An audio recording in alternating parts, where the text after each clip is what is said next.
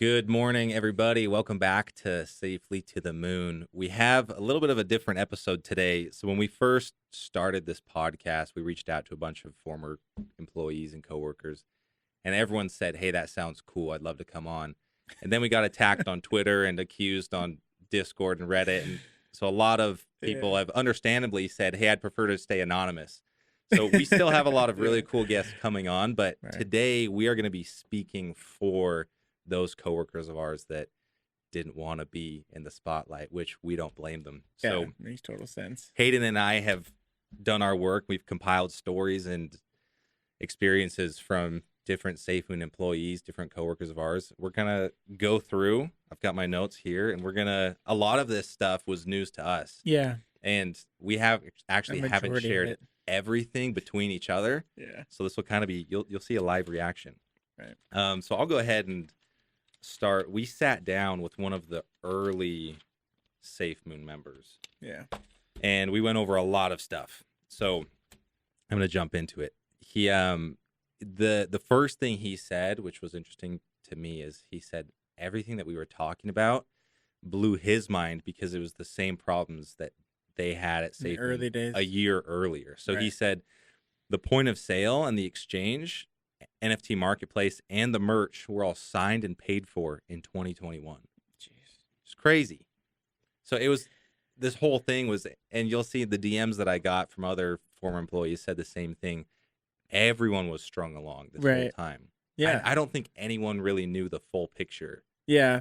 It's basically just a roller coaster. You're just going through the same motions. I don't know. It's crazy because those things that you just said, maybe they initiated the beginning of it and obviously was signed and paid for, but then you and I and whoever else was in the later period, we did push some of those actually to be live, but they were stopped from legal. Yeah. Which is crazy. So it's saying they were trying to do this from the beginning, and imagine if they actually put it out and it actually was functioning and working and with the safe opportunity, the thing we've been talking about for how many episodes. Seriously. The SafeMoon could have been this. Yeah. So that was wild to hear. It was kind of frustrating to hear too. It was super frustrating. Right. Exactly. Exactly. Especially because we thought that we had it bad. This was already going on. Yeah. This was an interesting one. So we were told that in Christmas of 2021, John decided to give every employee bonuses. Yeah. And I actually heard this story from two different employees. Right. One on the social media, the moderator side, one on the core team side. Right. Everyone on the core team supposedly was given a 6-figure bonus at the end of 2021, except for Charles and Dave. Really? John's family members. Really? Yeah. I didn't know. Where'd you hear that from? From the source. Yeah. The source. Yeah, I guess. Can't say, but wow. Crazy. I don't blame them for leaving. Wow. So his own family. How does that happen? How does every employee get a huge bonus except your own family members? Interesting. Yeah. Do we know what the bonuses were? 6-figure, multiple 6-figure bonuses. But okay, no numbers. No. Oh wow. But huge bonuses. Apparently John was told rules don't apply to you when you have money. It's a direct quote. Really? I mean, that's a terrible thing to tell somebody, but I can see John absorbing that through osmosis and making that part of his personality, which he did. Right. Which, if you read the court docs and you see why he's in jail, it makes sense. He didn't think that the rules applied to him. Well, if you really think about it as well, the timeline, if we go back to Scott, when Scott was talking about NFT NYC, and he's he was talking about he was leaving and stuff, I'm pretty sure he was meeting with the FBI during that time. Yeah. And so imagine you have that trip. It was 2021 or 2022, right? You meet with the FBI and nothing happens for an extended period of time. Maybe that's where you become that person where you're money doesn't, rules don't apply to me. Because I literally met with the FBI. Yeah, and there were leaked messages between John and Thomas where John said, "Hey, we're all in the clear. I met with them. We're good. Yeah. No worries." So I don't know what made him believe that. But I was also told the person that told John rules don't apply to you when you have money, everyone hated him. Yeah. He was sort of an employee, sort of not. He's still around, but not around with SafeMoon, but Yeah. So just a bad influence, it seemed like. Yeah. I love this one. Phoenix was misspelled, Yeah. and it took John months to admit it. So most people, we assumed, Yeah. because and John he'd pronounce it weird, Operation Phoenix Yeah. or Operation Phoenix. Yeah. And most people assumed that this guy probably just spelled Phoenix wrong and he just ran with it. But we never got confirmation. So we spoke to an employee who said, yes, it was misspelled. And even internally, John didn't want to admit it. Finally, he did. No. Never admitted it externally. But so that made me feel better. On that same topic, SafeMoon Approvals, the company that we technically worked for, Yeah. was thrown out as a joke. And then he took it. And he took and ran with and it. John said, quote, "That's a great idea." So one of the early employees threw it out as a joke, and John said, "I love that. I love that idea. And Let's he do it. actually went with it Oh. when everyone else knew that he was kidding. And so every time somebody came in like you, it was like, this is fake, right? Like, no, it's real. Yeah. Because it was a joke. And he's like, you know what? Let's go for it. That's a great idea. So get this. The person that was running the SafeMoon Twitter account was paid $150,000 a month That was in 2021. What was his name? Was it the influencer the guy? YouTuber guy? Ben Phillips? Ben Phillips. That makes sense. $150,000 a month. A month. And he couldn't spell either, by the way. Yeah. If you go look at the old stuff, he couldn't spell. So, wow. I wish I made $150,000 a month. Seriously. I think everybody does. I mean, what's sad too is that is kind of, I mean, obviously it toned down, but even when we were there, we saw people getting paid ridiculous amounts for nothing. So there was one employee in particular who was paid, I have the exact number in my notes. We'll bring it up in another episode, but interesting. Around there. Yeah.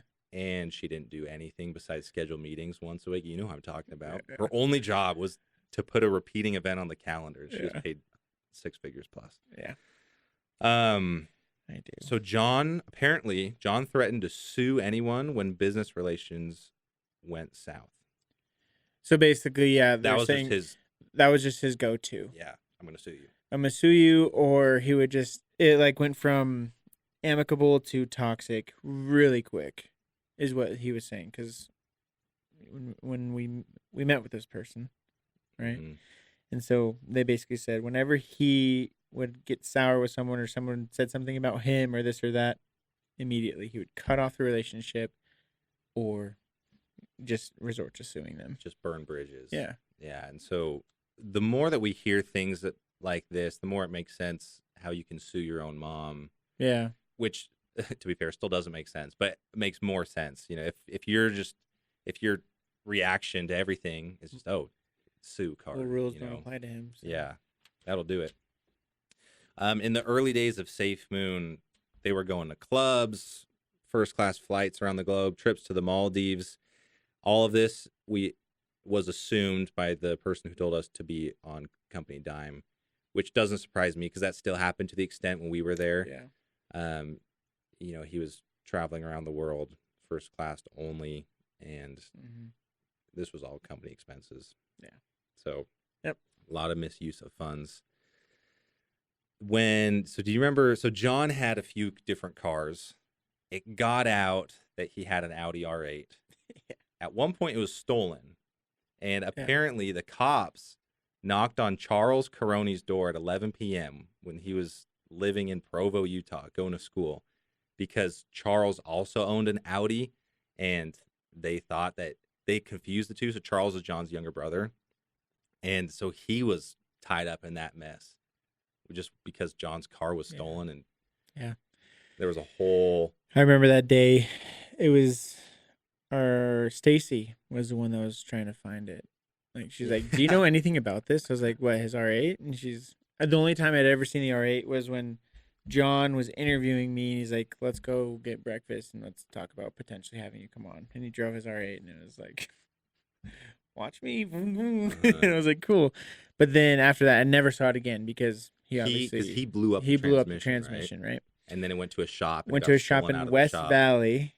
That's a great place. A great place for a shop. And it got stolen, and she was frantic trying to find it. Right, couldn't find it at all. And then poor Charles, his younger brother, gets knocked on by the cops because Doesn't have anything to do with SafeMoon anymore. Doesn't have anything to do with Yeah. basically John. They come, hey, by the way, yeah, because he had an Audi out like front probably. Mm-hmm. I think he has. I mean, I'm not sure, but they're like, "Is that your car?" He's like, "That's not an R8." It Yeah. was just funny. So we heard a lot about the whole Gambia thing, Yeah, which was great for me to hear because finally some of these pieces were going together. So the guy that they were working with was actually legit. yeah, There was a lot of speculation because there was this Gambian government figure yeah, who I think he came on a live stream, a SafeMoon live stream or something once, yeah, and yeah. John posted pictures with him. A lot of people were asking, "Oh, is this just some Nigerian prince guy?" You know, who he Yeah. claims. So apparently that guy was legit. Mm-hmm. The issue was, and we mostly knew this, he was a connection to John's parents, Right. and so when Which and, was a major part of the Gambia, like wind turbine thing. and so when John tried to go around his parents, this guy said no, and the Jeep that was stolen, John stole the Jeep from this guy. Yeah. I guess it was his Jeep that his John's parents had given him, and it was part of the. it was like a company vehicle. Yeah. And one way or another, John stole it from him on his last trip there when he got rejected, and that's when they had to drive it. Bribe Border Patrol, Yeah. forged the title. And I guess the guy basically was like, they were just demanding, give us the keys, and finally he just like, it's not worth it. Yeah, Give him the keys. and then they went from the Gambia to Senegal through Morocco, eventually ended up in the UK. The real title apparently is still in Utah in possession of John's parents. Yeah. So I'm So curious. whoever's holding it in the, Yeah, someone in UK. London has a garage with this Yeah. Jeep in it. it's white with SafeMoon It's like neon green rims, rims, which is a which- coincidence, by Yeah, the way. we found out. We thought that it was painted SafeMoon colors. It just happened to was a have coincidence. SafeMoon green rims. Interesting. This was funny to hear. So there was an unnamed executive at SafeMoon. We've talked a lot about him, who hired his girlfriend to be head of HR. Apparently, in the early days of SafeMoon, they were taking company meetings from her house together. Yeah. So it was no secret. And so, yeah, like that whole situation with me, that person that we talked to, they're like, yeah, he was taking calls, and she was in Australia. And so, 'Cause which when is we a got- 17-hour time difference between Utah and Mhm. Australia. And so when you take calls at this time, like it would be early, like AMs, like Yeah. 3, 4 a.m. And so the early employees figured it out pretty quick. Yeah, why would you be there that early? Because it apparently kept happening. By the time we got to SafeMoon, that was right when he had come to the States. He had come back, yeah. So that was funny to hear. Just another reaffirming that he was a snake. But The offboarding process was terrible, which we knew, but so former employees that were fired or quit still had access to emails, social media accounts, Yep. company information, documents. There was no system or structure in place. Yeah. So I do remember at one point John had me try and get hold of our Instagram account. Yeah. Because a former employee still had the login and he had changed it because he was salty. And so that was one of my jobs early on. yeah. Because John was like, "Hey, he's like, you're on Instagram. Can you get You're this verified. account?" Can you get this? That's basically he's Yeah, like, I'm you're like- verified. Can you do it? It's like, like, sure. I'll try. Yeah. As part of it, I had to submit like legal documents to Instagram's team to prove we had the trademarks for it and everything. John ended up sending me a lot of stuff. Or giving those you access documents. too, Yeah, which we can bring up later. we But can get into later, but that was kind of eye opening for me. The insider trading document was made in 2021 so there was one made in 2021. before you had to make my own, your own. Yeah, there already was one and made. they didn't share with me, It- which is crazy. It was just made and then not distributed. It was just Interesting. made. Interesting. It was just sitting there. you know, an operations guy should be able to Right. understand. Like, I have this in my what? Yeah. So when this employee told me that, like, that blew my mind. So he would just tell us, don't inside trade, and we're like, yeah, we know that, obviously. But he had documents where we could just have There was- easily just something like, okay, cool. and But I had to make my own. That's typical SafeMoon, Yeah. paying for software, never using it, creating an insider trading document, Never using it. distributing No, Didn't even know it existed. only if it affects them, right? And we stressed about it. We had to make our own, and Yeah. we had to. There already was one. Literally had to make her own. And the thing was, that person was involved in like like the timeline process of making that, like 6, 3, 6, whatever. Yeah. Like he forgot? Yeah. No, he didn't forget. The EU money license was not legit. Remember, this was This is such a big thing for not just SafeMoon, but the community really took this and ran with it. Like, oh, we have an EU money license. Like, we're a bank or whatever that meant. So apparently, it was actually an EU exchange license. John misspoke in a video, and And they told him they they told him. corrected him, and John said, "Oh no, it's fine. Just release it." Yeah. So it was not a money license, and what people interpreted from it was all false. Yeah. But John just let people run with it, Yeah. which is fraud in Which itself. is fraud in and of itself. Crazy. I still remember because that was when we were working there, and I'm like, oh, that's pretty cool. We have a money Like license. finally we have something that's legit. Like that's awesome. Like we can when we build our exchange, we have something that makes it qualified. That's what they told us. They're like, Yeah. this is for the exchange. This is for our debit card. Like this is awesome. Like this is legit. Yeah. Another John thing. So he often referred to the community as paranoid schizophrenics. Yeah. I feel like I heard him say that he once said or that twice. once or twice. Yeah. Apparently he had dialed it down by the time we joined. He definitely did, but I think the reason why as well is he probably is referring to like a couple people, champ. But like, sorry, but there's tons of people that probably made that a reality for him, but like encompassing it for the whole community is just wild. Yeah. He could have been like, there's a couple like paranoid schizophrenics on there, but he's like, no, the community is that. I'm like, yeah, the community is also the people that put him on a lift pedestal. this up and put you on a pedestal and that thought put that he that was the second verified coming. whatever on your Twitter. Like, yeah. Yeah. So kind of sad to hear. I'm sure it hurts some people, some of the cult members that loved him. Yeah. Now hear that he didn't think very highly of them at all. Not at all. And this last thing that we were told really makes sense, just kind of validated what we assumed. So he said John was too much of a narcissist and control freak to let other people do their work. He couldn't get out of his own way. Right. Which, we saw. Yeah. It was a weird management style where he delegated Yeah. everything out, but he still tried to micromanage. Right. And so he was involved but not involved, didn't know the full picture, but thought he did. Things weren't cohesive. I think this comes into the play of what Kark was saying, and you'll see this in the episode before, but Kark would always say, like, no one liked him, right? Mhm. On either side of, like, the EU and the United States, but, like, it was kind of like a battle between the two. Yeah. But I think that main reason was he just couldn't trust anyone. And so, like, his style was he wanted to be away, but if you were away for too long, the micromanagement, like the issues would arise where they would be like against John or against the executive team, where he'd have to come in and try to wrangle and bring you back in and then let you loose, then do it all over again, right? Yeah. That's my theory, and it makes sense. Yeah, it does. Because he knew people didn't love him. And we basically heard more or less the same thing from everyone we spoke to. Right. Let me break down into mine. Yeah, let's see what you got. So I have a couple. I have a ton of mods that talk to me.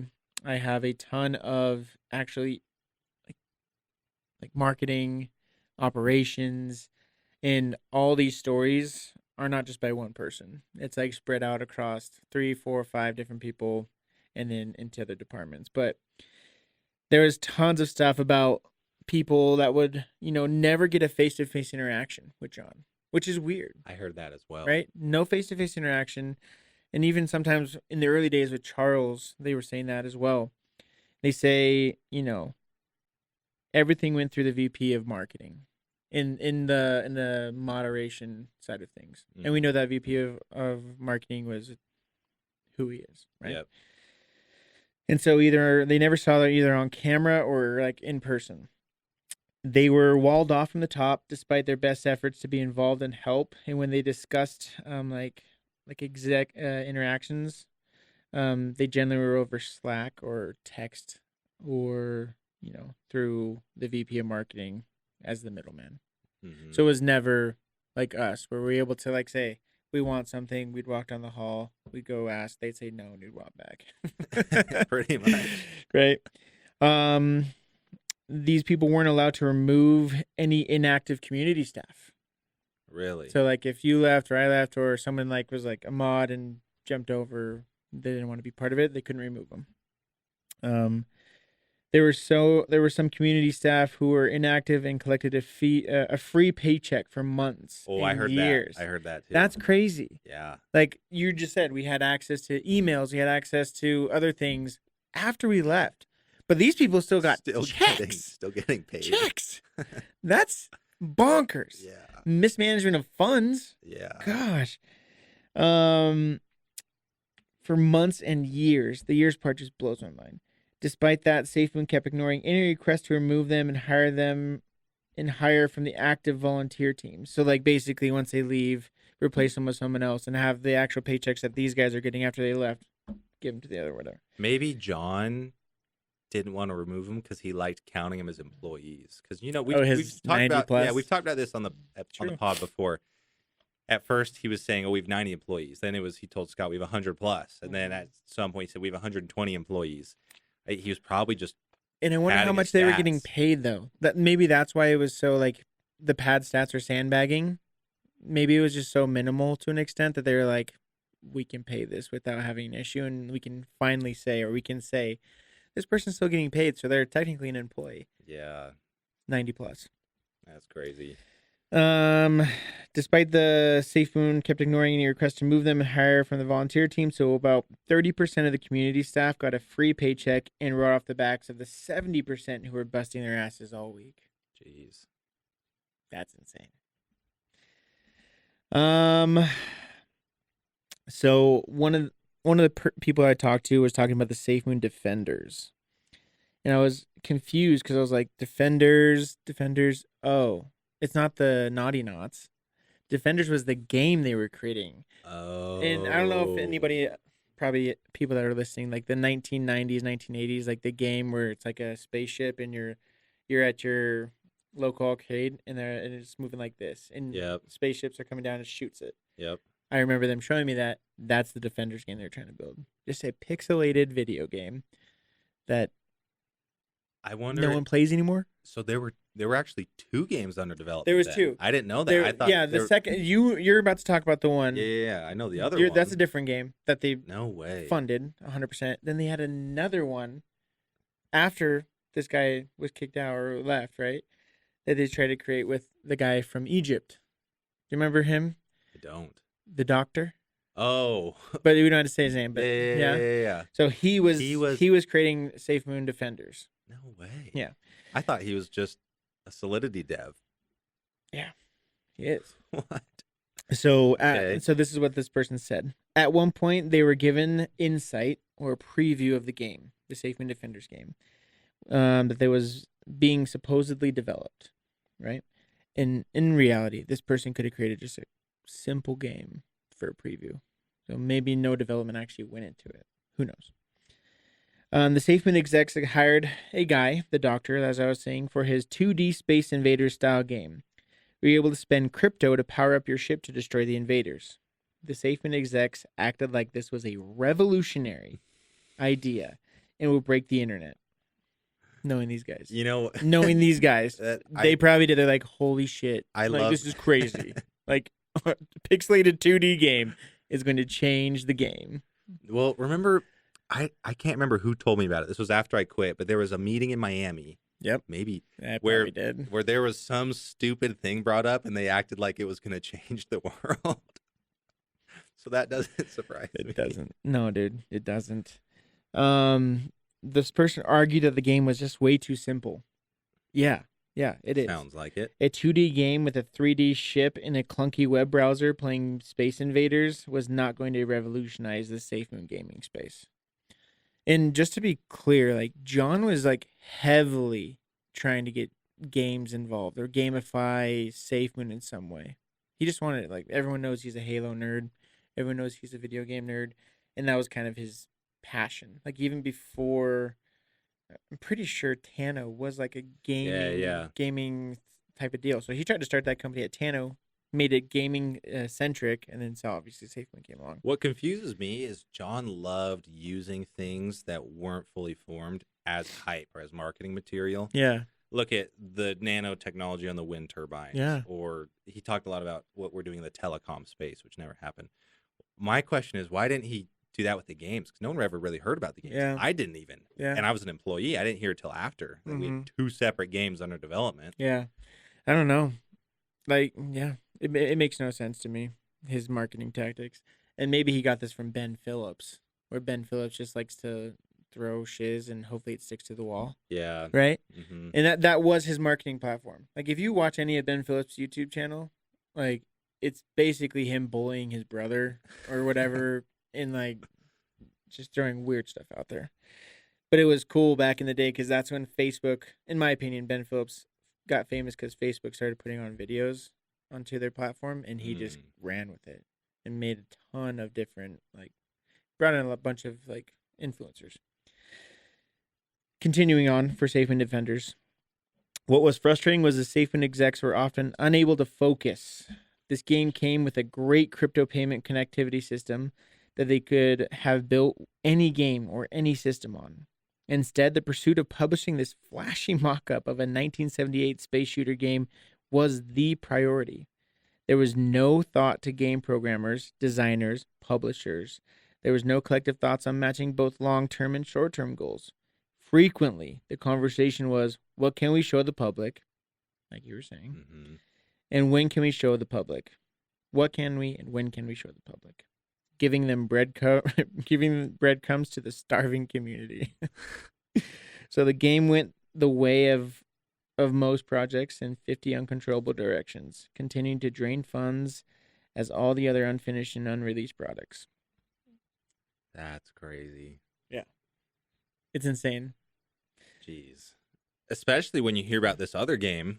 Yeah, you talk about that that game, up then now? you talk about that, and then I'll talk about the NFT marketplace and the Naughty Knots. So this blew my mind. Let me pull this up. Okay. Hey, Jonas. I worked for SafeMoon from summer of 2021 until March of 2023. To my knowledge, I was longest lasting employee at the company besides John. That checks out. Not many people lasted that long. No, not at all. As the gaming director in charge of running the team building a MMO made in Unreal Engine 5, which I had no idea any of this was going on. Yeah. I never had any contact or insight into the life of the sales team, nor it seemed did you guys for ours.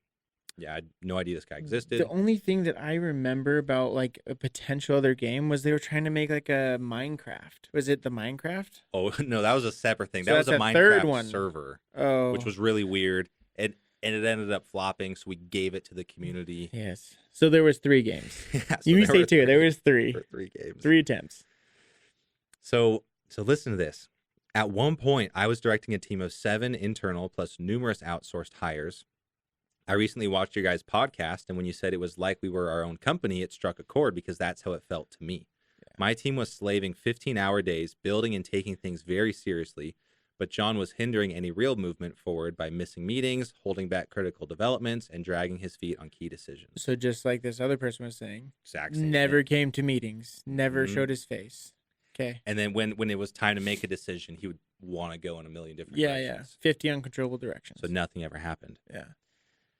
I am not interested in going on the podcast since I've tried to put SafeMoon in the rearview mirror because of an exceedingly frustrating experience, but would love to chat. So this is where it gets crazy. So, and I couldn't believe this. So we talked a lot, but he said shenanigans with John while doing game development over a long period of time and a couple fiascos, like all of the passwords and credit cards for the entire company and every account being wide open in one pass. In one pass. I feel like I remember hearing about that. That's insane. One pass of all places. And so apparently there were scuffles with employees and John about that and John's management, about lack of security. Mm-hmm. I think most people didn't even know we had a game in Unreal Engine in development, and John was allocating a $13 million budget to it. It's insane. $13 million. And this was actually being done. He had an entire team that was building it. I really want to know if that team then transferred over to, like, Ryan or someone. Yeah, I have no idea. So $13 million. Yeah. But and then And he, that's about right. Like if you think about like Pal World, who was just released, I don't remember, it's like a $60 million game, and that's like low, but they're doing great. But yeah, yeah. So we talked about that for a bit, and he ends by saying things get redundant anyways when you hear about how John was a horrible CEO 1,000 times in many different ways. And I'm sure between you guys and your guests, you have that angle thoroughly covered, which we do. That's the common theme in all of yeah, these DMs that we got is that's really what happened. He was a terrible CEO. There was a huge lack of communication. There was no synergy or structure. It was just, hey, here's $10 million, build this. Hey, here's $13 million, build it that. was a Never it happened. was basically a, what's the word? It was a delegate CEO. If you Yeah. really think about it, that's what it was. Delegate Delegated, and never execute. but even it's not even like execute. It's like follow up. Yeah. Like there was times where he would delegate to us, and we would do it. We'd get it done. We did exactly what he was asking us to do, right? But then on the other hand, he barely checked in, and when he did check in, it was like, "What's going on? You guys should be doing better." It's like, Yeah. if you really think about it, we could be doing better if you did this with this. And how fragmented it was. It's crazy that you were a director at SafeMoon and Yeah. you had no idea that there was a 8-figure budget for a game For a game. being built. Yeah. That if it had been built, the sales department could have done something with it. Yeah. Why would, just so much that, Like think about it. They were doing that before Polygon started really popping off on their, yeah. like this was before Polygon was talking about getting into the gaming space and really pushing towards Twitch and stuff like that. Like once again, opportunity. Yeah. Opportunity. Crazy. It's not even crazy. It's dumb. So the NFT marketplace. This is another person that was heavily involved in the naughty knots in the NFT marketplace development and structure and everything else. Mm-hmm. I'm going to send you a picture of the naughty knots that were sent. Oh, I'll put it up. And everyone will be able to judge if they would have even purchased it. They were terrible. I saw 3 different mock-ups and they were all terrible. I saw the first mock-up. What the heck is this? And me and Charles talked about it way early, and he's like, "Yeah, we need to redo this." Did it again. Wasn't any better. And then the third one was like finally like, this is good enough, but it's still not great. Yeah. Like NFTs, gosh. And once again, these conversations, it's just hitting my head again. Like it's just a light bulb. These conversations are all happening before like the runs, like the NFT marketplace and the NFTs. These conversations were happening in like February of 2022 before there was a real huge NFT run. And if we could have got it done from February to at least April, we could have hit that stride. But we waited so long, we missed it. Yeah. It's just once again opportunity. I you can't just. It just blows my mind that we fumbled the bag. Not even the bag. That's probably a bad term here. But we fumbled the ball on the 1 yard line. 1 yard line. So the NFT marketplace. As far as my knowledge went, this specific person is talking about the NFT marketplace was already done. So Really? I can verify that they had outsourced it, had someone create it, but it was heavily involved with our dev team as well. Like they had said, changes, additions, so on and so forth. I actually was able to see and dive into it with one of our old dev managers, and we know who that is. Okay. He showed me it. I was like excited. Let's go. Right. So yeah, it was done days before the launch was supposed to happen. That's crazy. The platform was ready. We had a fairly decent list of collections that could be traded on it. The Discord was ready, and the customer support service and structures were all in place. All the time and money and energy had been spent. We finally did it. We finally finished your product, and we were going to launch it on time. When was this? Go SafeMoon. This was like, when did I leave? I left July, so it was probably done in like May or June. Okay. So 23. 23. Okay. So it was done. That's crazy. Yeah. Literally the day before the open beta launch of the marketplace, an email came out from John, of course. And the launch was indefinitely suspended. Did he say why? He's getting to it. A fully built, functioning product to provide revenue was thrown into a box and forgotten until the company ran dry and imploded. It was the most senseless decision making I've ever seen. And he doesn't say why. I don't think he knows why, because that was like obviously legal is where I saw or what I heard was Jeez. that stopped it. And that was mostly because of things that the legal team was seeing in their community, like the crypto legal community. They're like, yeah, NFTs right now we're getting kind of hit hard, or marketplaces are getting hit hard from officials, SEC officials. And so like, if we do this, they're gonna slap us in the face. And so it stopped. Dang. But that was also like, from my understanding, we were hoping to get out of the U.S. and make it like EU exclusive. So I was wondering, like, and that took so long. We can talk about the EU Well, I remember, Lithuania deal yeah, after, but when I first joined SafeMoon, January of 22, yeah, we had a call with one of our guys in the UK who said, he told us, he's like, hey, we're getting the licenses approved. That's why the exchange is going to launch in the EU first, because it's easier. But he said for every single state in the U.S., we have to do an individual application. Yep. And he said we've started all of them, so it should be pretty soon. And then obviously nothing like the only ones that happened. would be really hard were like the New Yorks and the ones that were pretty like heavy on that. But he said all the other states should be pretty quick. Yeah, that's what he said. And then eventually it turned into, we're just going to launch in Europe, and then we'll see. Work our way back to the United States. Yeah, so I was like, okay. It makes sense, but at the same time, you're like, why can't we launch in Wyoming? Yeah. Everyone launches in Wyoming. Why can't we launch in Delaware? Everyone launches in Delaware, right? Yeah. So the Naughty Knots, which kind of ties into the NFT marketplace. The big NFT collection the community was waiting for. Weeks before launch, I was given a preview of the completed collection. I was shocked and overcome with sadness. This person, yeah, I could see where the sadness came to play. I was shocked and like literally behind, like, just like myself texting people like, what the hell is this? Are you kidding me? Like, this is a joke if we're sending this out. And it was like, you'll see it. The NFT, shiny little armor Was astronaut. this the headless one? No, this is the astronaut one. Okay. Like the one where it's like golden and this one was terrible. Chromified. Yeah. And then the only thing they did was like change the background. So it was like a blurry background of wherever that astronaut or Naughty Knot was. I still remember John showed me, he's like, look, he's got a lightsaber. Like, well, that's the thing. Like all the Naughty Knots are like, they like have this and then they like have their hand or something like this. So they're supposed they to can hold two different right. So I gathered some close coworkers who also had seen the collection, and we started making some noise quickly.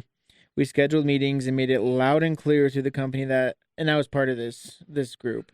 The company was what a disaster we had. My exact words were, the community will never forgive us if we release this collection. However, rather than just explain why I thought they were awful, judge for yourself. And then he showed the images. This was supposed to be a revenue source, but they never actually had the original designs tested or discussed before having the entire collection developed. Nice. Ironically, they did listen and scrape the collection. They hired a new, legitimate third-party team to craft the new collection. Sadly, so much time was wasted that the next collection never got the time to lift off before the company went bankrupt. So I didn't know that they had actually. Oh wait, yes, I did. I didn't know that. So remember my hire out of Miami, my sales guy out of Miami, that's in the crypto space. He actually had a connection with a guy that was designing for like Marvel. Okay. And I think he did some Disney stuff too. So he was legit.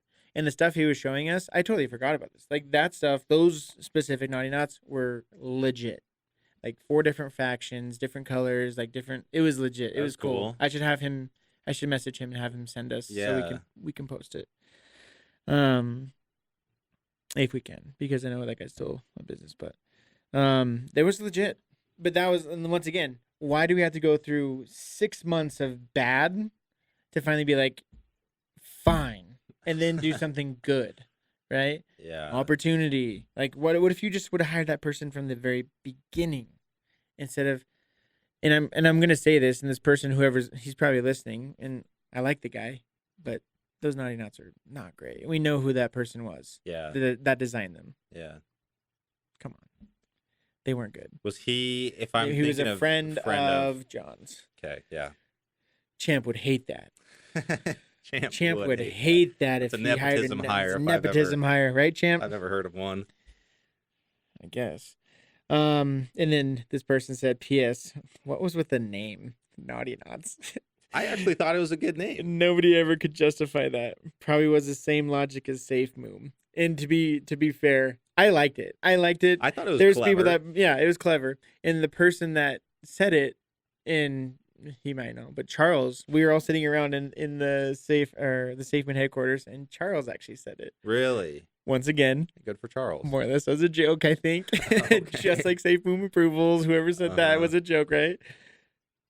Said it, and then everyone's like, I was like, that's kind of cool. And then John's like, I love it. See, I thought it was cool because it's, a play on astronauts, and we're a space company. I liked it. I thought it was cool. But I could see where this person was like, or other community members are like, gosh, this is so 25-year-old, 26-year-old, like immature. Like, but I thought it was cool. Yeah. You got one more? Okay, so this one was really interesting. I talked to this guy for a lot. He hit me up. Let me see. He hit me up in December. Okay. Yep. Of December of 23. So about when we announced the podcast. Right. He said, "Hey, I'm a SafeMoon employee. If you ever want to chat, years of gag orders kept me silent until now." So that's cool. So I started talking to him. Orders. And I'm going to read the stuff that I didn't know. So he was anonymous. He was mostly a Discord mod. Okay. And he said he figured it out. He assumed pretty early on that it was a scam. He said, "I stayed around because I genuinely felt for the community and I got to know a lot of them really well. I also stuck around because I wanted to stop the censoring on Reddit, which we upheld unless it was trolls." We heard a lot of that Reddit stuff from Kark. Mhm. How crazy it was. Yeah, kind of the Wild West. Right. Also, I stuck around because Caroni kept paying me $500 a month for doing nothing. So we've heard that. Well, there's that confirmation. He said, "In the last 12 to 18 months of my employment, I would do nothing. I wouldn't participate in any mod discussions, and I still got paid. The company was run by jokers." No offense. I know you were at SafeMoon, but I had no idea what you did. $500. $500 a month for doing nothing. $500. Just collect it. Nice. Mailbox money. But I don't. So he said he had no idea what we did, which is a comment that we had no idea what other people did. Like Reddit, I have no idea. He said, "I was convinced SafeMoon was a scam, so I just thought you were a scammer too, but I don't hold that view anymore, as I know you left well before the ship sunk. And you've been fairly vocal and open about the shadiness of SafeMoon, so respect for speaking out." Yeah. Thank you for that. Yeah. In the end of it, I was just doing basic mod duties like deleting scam posts and banning shill bots. That's about as much as my work duties went. They wanted me to look after the sub. I didn't include personal input. The SafeMoon community was down bad enough. It's the least I could do. So he was trying to help. Right. Which there were so many moderators that were pretty corrupt. Right. So it's good to hear there were some guys that were trying to help. So and you'll hear that moderation corruptness in the Kark episode. It's insane. And just so you guys know, that Kark episode, there's so much information. Like you and I couldn't there was no place for us to really jump in and have like that discussion with him because he had so much stuff. Yeah. Like we barely talked, but it was good. Awesome. I loved it. It was awesome. It was great. So this is what's really interesting. Yes. So he says, or that time in 2021 Christmas when the community manager DMs me and says the company Community manager. Who do you think that was? He thinks it was Xander. Okay. I don't know if I knew Xander. I don't know if I did I either. don't know if that's a real name or not. Zander. Yeah, Uh-huh. I do know Xander. I've seen him once or twice. So he says, really trying to remember his name. I think it was Xander or something. DMs me and says that the company likes what I've been doing, which he wasn't doing anything, Mm-hmm. and wants to give me a Christmas bonus. This was $1,500 USDT and a few million SafeMoon tokens, which had a 30-day vesting period.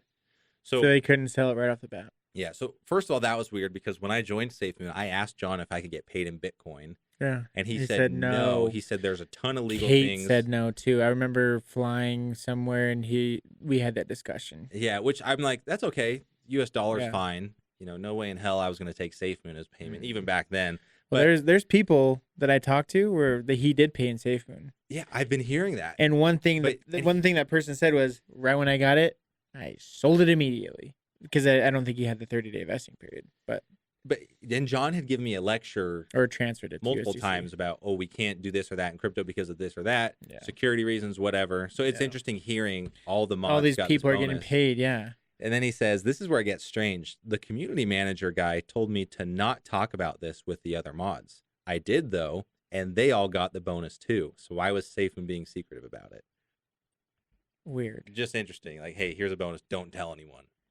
Of course, they talk, and they all got it. Especially like when you're on an online platform and or like away from the office, work from home type of deal. Like, what are they gonna like? Yeah, break into your Discord, talk like no, so it's or funny. even your Reddit. No, it's funny hearing that because now 3 former employees have told us about Christmas bonuses.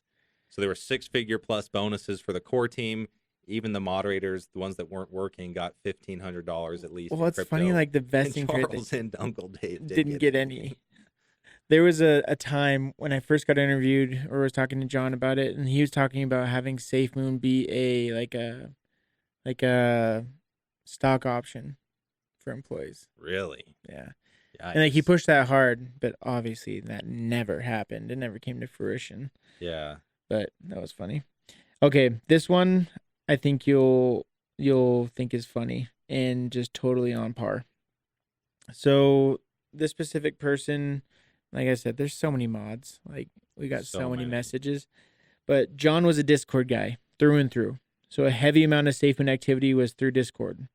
Sometime around the V2 launch, this specific person created a short observational study, which measured the growth or decline of the server through John's 32 pings. So every time John came in and do 32, he'd take an analysis or collect data on the outcome. Interesting. If unfamiliar, John would ping all 100,000 plus users of the Discord the number 32, causing their device to get a notification to come check out the update in news. When users arrived, half spam 32 at John to crash the Discord server. The rest left the server or muted it, effectively ignoring the SafeMoon project and community over the John's childish fun, just because he wanted to throw out 32. remember that. John would brag about how he's like, I can get something trending on Twitter in 3 seconds.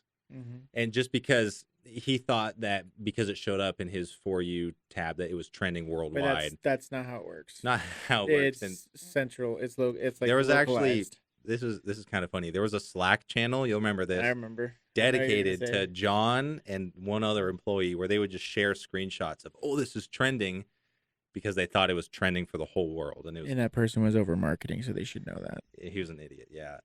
So, but yeah, John loved hopping into Discord, pinging every single person that had joined and telling him, hey, spam #32. Without an update.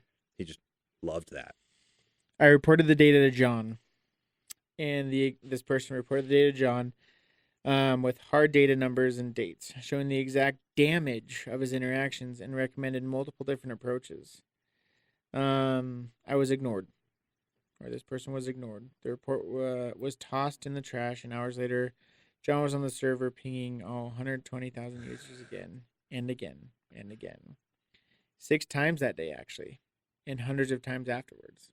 I was actually part of that statistic, because I remember that's when I muted Discord because John kept pinging everybody. I just muted Discord notifications in general. So I didn't even, like the server, I didn't even just stop the notifications. The resulting damage from John caused Discord to fall from 120k users to 85k members. Dang. Over half of which had muted the server permanently from notifications. That was one of those. That's crazy. Or not the server, but the app itself. That's crazy. So just because he wanted to have fun and wanted to just flex, maybe, he really hurt. Because we would say in our sales pitch as well, like, we have a great community, and kind of break down what we had in regards to that. We'd say 120, and it obviously declined every time we talked to them, which is the worst. That was the worst, having to change our pitch deck because we were losing followers on it's not even platforms. like, and it wasn't just changing, it was changing it like every other month or every month, basically, Yeah. right? And you're like, We had to constantly update it for the worse. yeah, It was an uphill battle. right. Um, you have another I one? have Or one more. okay, go ahead. This was one of the early core team members, and he said he couldn't speak a lot. So we chatted a bit off the record. He had some interesting things, but this was actually kind of sad. So he says, honestly, you should probably bring up the fact that SafeMoon left a hole in the Gambia. An entire country being promised riches got burned. Yeah. I was sent a DM a few minutes ago from someone in the Gambia. They pretty much fulfilled nothing of what they promised and left them to burn.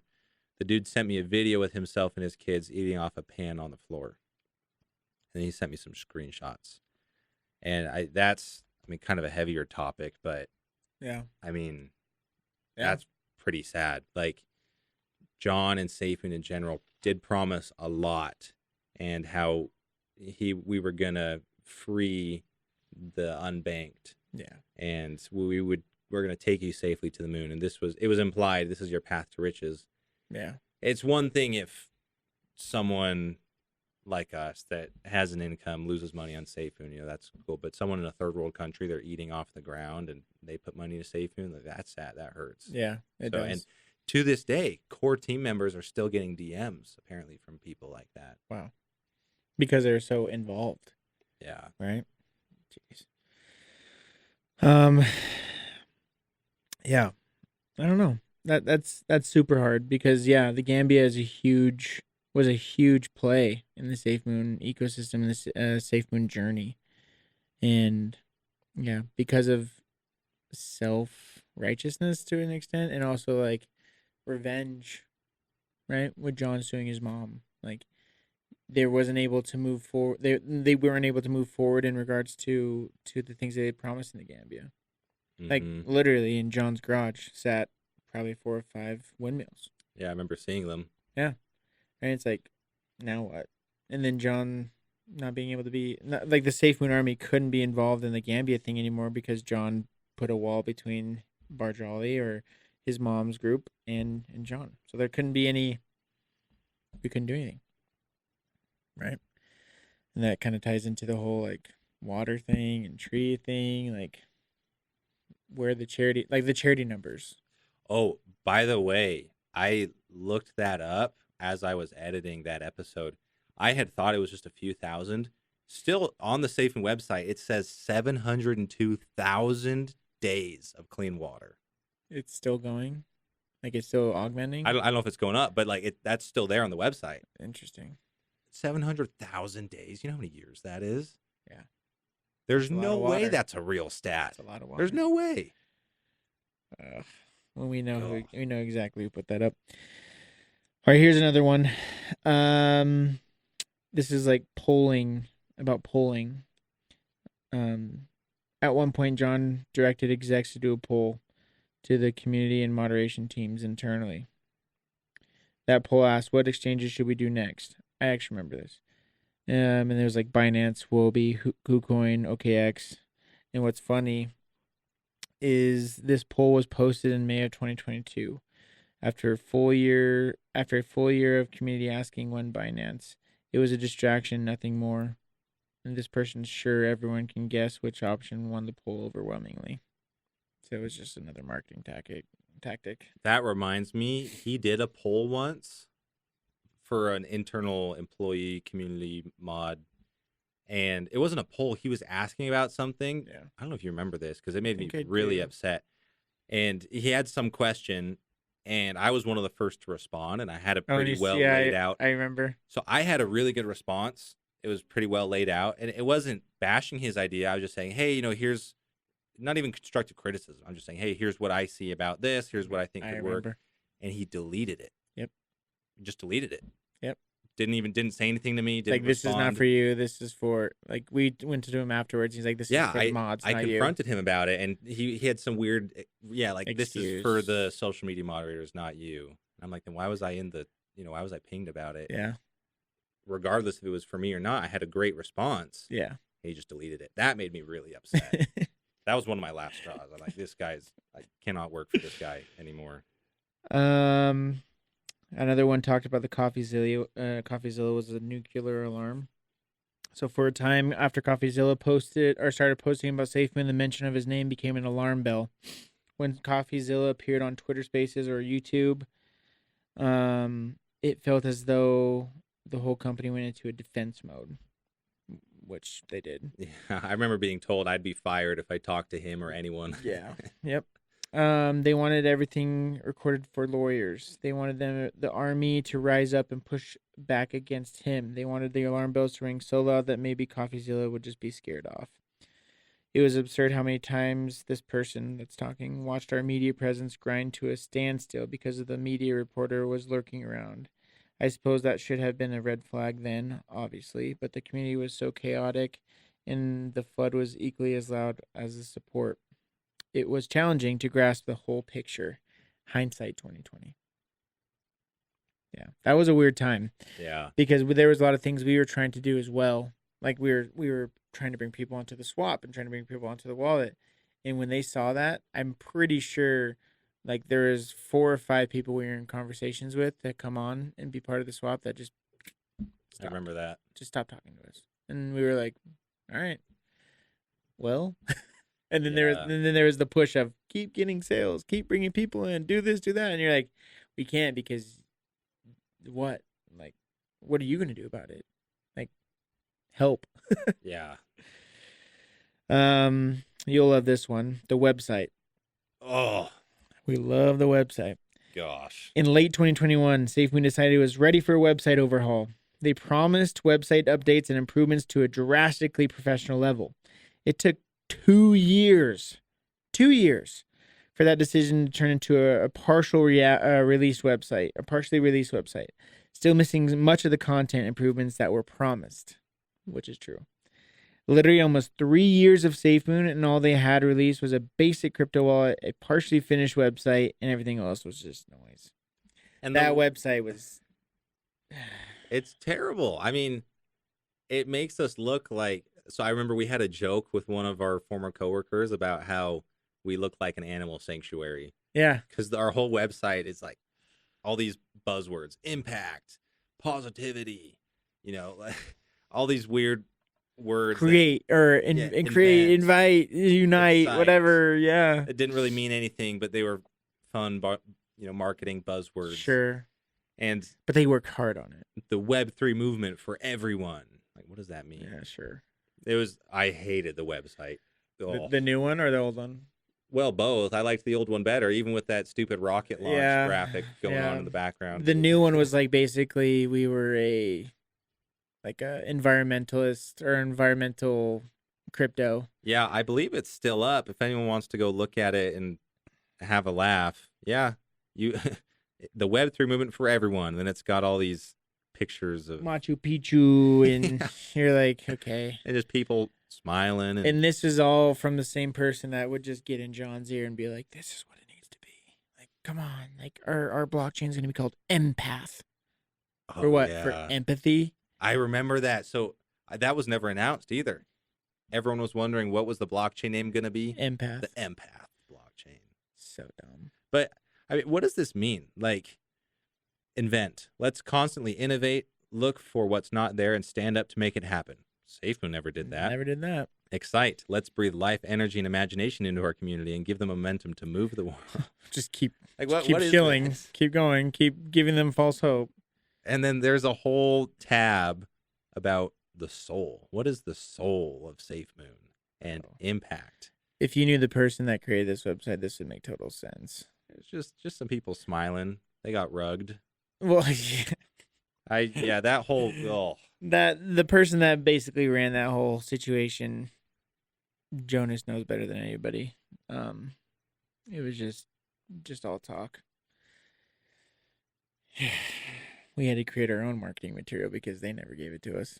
Yeah, I was about to create my own website. Yeah. This is one that obviously comes up a lot. Orbital Shield security failure, or was a failure. This person was involved heavily with the Orbital Shield development I don't know if he was involved with the development, but the operation / marketing of it.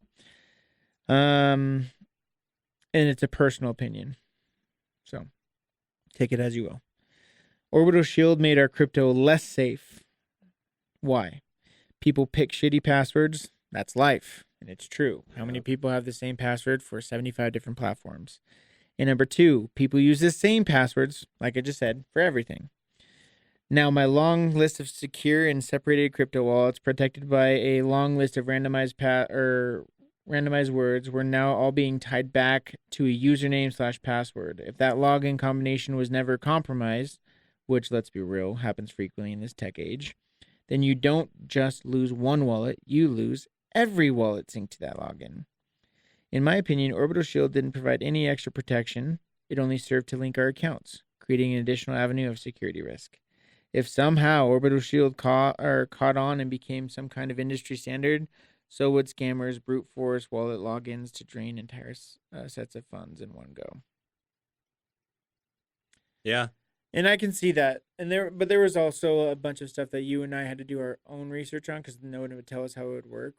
That was the crazy thing, right? So we'll have to do an entire episode on this because you wouldn't believe how hard it was for us to get information about a product we were supposed to sell from our own company. And this company wanted revenue, but they would never give us the tools to bring in that revenue. So I sat down with John, asked him about Orbital Shield. He told me something. I sat down. Invisible, but it's there, but it's not. It was great.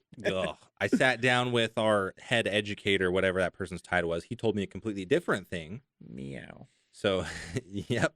I sat down with our CTO, who told me a completely different thing. So this is its own episode, but that was a cluster. Yeah. Yeah. So Orbital Shield, and there were people in the community that literally would come to the office. You weren't there at this time. They would come to the office and show me their wallet and be like, "What do I do?" Oh no. And I would literally sit there, and people said, Champ, whoever said I didn't do anything. I literally sat down and was like a community service manager, tech support, because no one's in that office besides me and like 3 other guys that are just trying to do outreach and get sales, right? I'd sit down on the couch and we'd go over it. We'd talk over it. And even one person came to me and literally gave me passwords.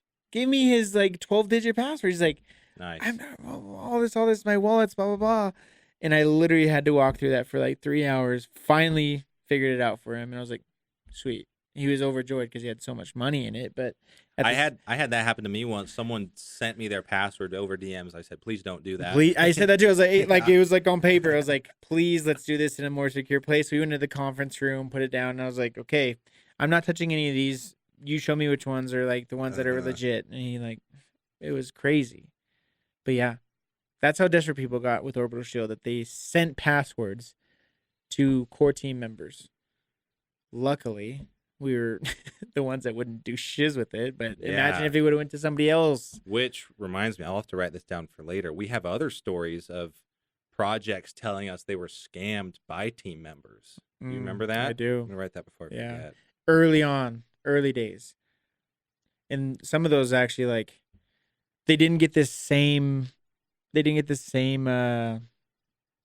experience because this was later on in the SafeMoon days. So like the marketing was like tumbling, like we weren't getting as much engagement, and they eventually just like were like, see ya. Yeah. I have 3 more stories, mostly marketing, and then another one from operations. Against the advice, this is a marketing with it's called the Leviathan Group, which is a heavy right-winged group. So I had no idea about this till you told me a few days ago. Against the advice of everyone, including legal, John went rogue and hired an influencer group called the Leviathan Group, who I will say is an extreme right-wing group of influencers like Chuck Liddell, Donut Operator, so on and so forth, to help promote the wallet to their audience, even though the legal team told him the wallet can't be advertised in the U.S. via paid promotion, which it can't. Mm-hmm. That's why they were trying to push it to Lithuania. John then abandoned communications with the Leviathan Group, told our team to figure out a path forward, typical. Promoting apparel was the only thing we could do that was legally approved, and that's where the decentralized freedom shirts came from. And the shirts were all sent to the influencers to wear during their videos, but none of them wore them. So they were paid, right? They were. Yeah. So these guys were Once paid again, paid and to wear these stupid they SafeMoon didn't. shirts, and they didn't. No, no. I want to know how much they were paid. I want to know what the thought process. I don't blame them for not wearing those Yeah, shirts, but at the same time, it's just like but once again, John completely abandoned the communication group. Was like, you guys do it, and then it just went to. oh, This one's good. Everyone loves the John goes to Washington. Everyone loves it. They don't think it's real. This person, the John goes to Washington to speak to Congress, was actually real. It wasn't fake. I did not know that. So I knew it was real, but obviously everyone's saying it's fake. So it's just like, what am I going to be like? Yeah, no, it was real. I promise. Yeah. It happened. Video and interviews of his experience exist, but due to legal concerns, they were never able to release. So that was the main thing towards the end of SafeMoon as well. Before, like when you were there and when you left, like legal was like firm on don't do any. If you do stuff, it goes through us first, and that's where a lot of our frustration started to come as well. For those that don't know, the whole John goes to Washington story, it was hilarious. So John went to Washington, I guess. So it sounds like he had real meetings. He did. He / SafeMoon just posted pictures of him walking around, cheesing in front of the Washington Monument, or cheesing in front of a name tag on a door. And so it looked terrible. It looked like he just went for a fake photo op. Sure. But he was there for legitimately. Like even his Italy thing where he went to Italy to talk about like some Web3 thing. Yeah. That was real. Like he did it. So if you can't post about the Vatican, not Italy. If you can't post about then why even post anything? Why set yourself up to look stupid? Because it looks like he just took a trip to Washington just for a photo shoot. Yeah. Didn't actually do anything. Yeah. That was a terrible marketing decision. 100%. And this one was operational. This was a whistleblowing incident. So this person was talking to me, and there was a specific, he was pretty well in there, handled a lot of John's stuff when it came to the operational / financial side of things, and really getting involved with like, who are the 2FA guys? The guys that managed the Iron Bank or the LP? I forgot their name. It was an actual company that did it though. Oh. Fireworks? Fireblocks. Okay. Yeah. Yep. There was an incident where this specific employee was seeing some weird activity, like going back to the Bitmart stuff, and he was like handling the LP, like handling the Iron Bank, saw some stuff. He's like, "This is weird," because he was just doing his own research, like what actually happened, right? Didn't tell anybody. He was just doing it himself. Kind of, he got like an Excel doc, was just seeing the stuff. He's like, where's all this stuff going, right? So then he was like, I have all this stuff. I'm going to, like in our contracts, there's a whistleblowing section, basically saying you cannot be, like, nothing will happen to you, more or less. You're going to be okay. Like, you have representation because you're doing the right thing. That's what it said in our contracts, right? Okay. And so he did it. He's like, he went straight to the source, went straight to legal, got it to them, so on and so forth. Nothing happened. Wow. Right? And then this specific girlfriend that we all know about, or love, right? She basically reprimanded him. No way. She said, you went through the wrong process, you this, you that, and basically told him what you did was wrong. You should have gone through me first, or gone through HR, gone through executives, but he went straight to legal because it's a legal thing. It's not an HR thing. It's go to legal, right? And so, yeah, she reprimanded him for going directly to the source to talk about the situation, and then nothing happened. Did he go to the authorities? Do you know? I can't talk about that. Okay. He's kind of in a situation right now. That makes sense. That's where crazy. He has a lot of stuff. We talked about a ton of things, but that specific person, we're like, I can only talk about that. Yeah. This. Gosh. So he did what he was supposed to do, and then was reprimanded for it, which a lot of people did. A lot of people did the right thing, or were trying to create something better just to get slapped in the face and say, what are you doing? Right? Yeah. Welcome to the SafeMoon experience. That's insane. So, yeah. I can't believe that. Me neither. When he said it, I was like, I said, there's no way, but then he told me who did it, and I was like, oh, there is a way. I was like, oh, for sure she did. So. Yeah. Jeez. Well, that's all we got. We I mean, it's not all we got. That's not all we got. There's way more. I'm sure more people those are come out of the juiciest parts, but like this specific episode. I hope that the people that worked at SafeMoon and were moderators or employees or whatever, how you were involved at SafeMoon, it doesn't really matter, right? But if you have stories like these and you just want to get it off your chest and need us to be that outlet for you, please DM Jonas, DM myself, Discord, Twitter, wherever. We'd love to just have your voice be heard because obviously it wasn't ever heard while you're at SafeMoon. So allow us to provide that outlet. And yeah. even if it's just off the record, I've had a lot of chats with people who've said, "Hey, I don't want any of this to come out, but they just want to talk." And so Yeah. we've just chat. I've had a couple people like too. Yeah. So like that yeah, too. but if you do, we're happy to be your voice, and we still have some fun guests coming on. Yeah. This next one, if any episode could top this last one that we had with Kark, this could be it. This will be it. And So- I feel like there's, and he will see this, but I feel like there's going to be, we need to set parameters with this specific person just so we don't get too off topic, but also don't say names and things like that where people don't want to be named. So Yeah, I think we're going to there's some heavy definitely, stuff coming up. we're definitely going to have to, like, he was just messaging me the other day and I was like, oh gosh, here we go. Yeah. But yes. it'll be a good one. Yeah. But everyone else, any questions or anything you have, let us know. Like always. Please. Thanks for tuning in. Stay safe out there, and we'll catch you on the next one. See ya.